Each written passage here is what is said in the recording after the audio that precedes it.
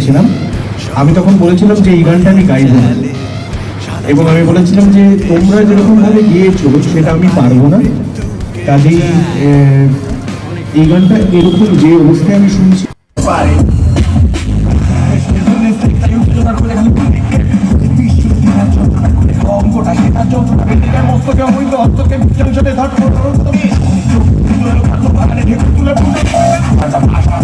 তারাই